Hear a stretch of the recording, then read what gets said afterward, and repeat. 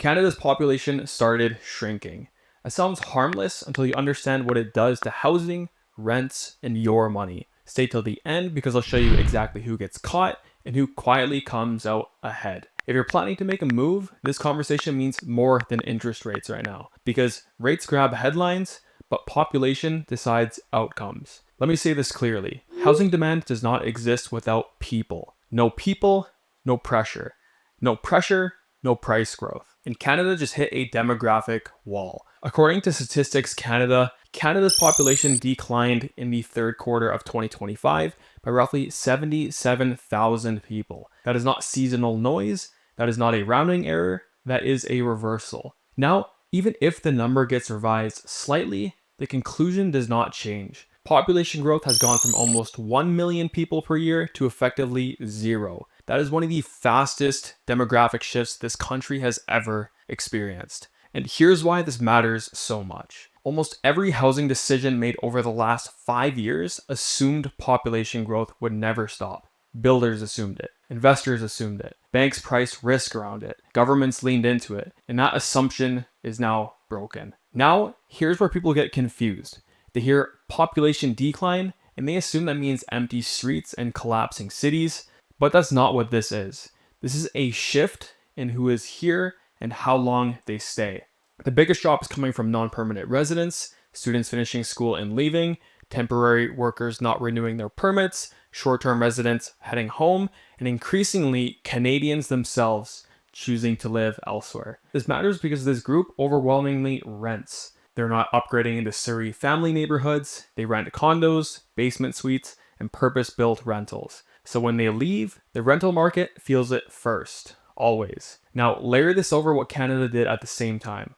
Over the last few years, Canada went all in on rental construction. CMHC data shows that roughly 175,000 purpose-built rental units are currently under construction nationwide. That is a record. Why did this happen? Because the federal government made borrowing money to build rentals extremely easy. Through programs like MLI Select, developers could borrow up to 95% of the cost, stretch payments over decades, and put very little equity in. When money is that cheap, people stop asking, should we do this? And start asking, how fast can we scale this? And it worked when rent demand was exploding. It worked when vacancy rates were near zero. And it worked when rents were climbing fast. However, now that population growth has stalled and in some regions reversed, this is where the math starts to crack. We're already starting to see it. Vancouver's rental vacancy rate just hit its highest level in roughly 30 years. Rents are falling year over year across Metro Vancouver. Toronto is seeing the same trend. Calgary is softening. Markets that were once considered bulletproof are adjusting. British Columbia just recorded its first population decline on record. At the same time, rental availability jumped.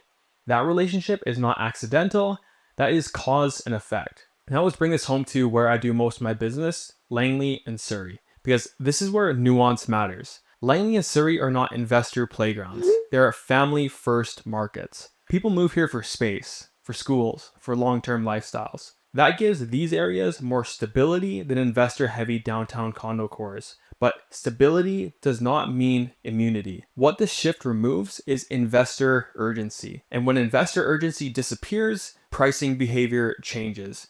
Condos feel it first, pre-sales feel it hardest, and anything that only worked because prices always go up is now exposed. This is why you're seeing investor-style condos sit longer. Price reduction increase, buyer confidence drop. For families, this is actually an advantage.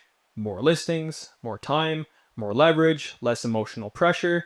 And this is the kind of the market where patient buyers can win, not the fastest buyers, not the loudest buyers, the smart buyers. Now let's talk directly to investors because this is where the pain is going to concentrate. Many investors built their entire strategy around one belief, that population growth would always bail them out, that immigration would always cover weak cash flow, that rents would always rise enough to fix bad math. But Canadian housing is driven by policy. It always has been. That same pen that opened immigration closed it. The same government that subsidized rental construction is now quietly watching oversupply build. And policy changes move very slowly. That means investments do not get rescued quickly. If you bought a pre-sale condo assuming rents would catch up, you are exposed. If you bought a negative cash flow unit hoping appreciation would save you, you're exposed. If you're heavily leveraged and depend on rent growth to survive, you're exposed. But this doesn't mean all investors lose. It means speculation is losing.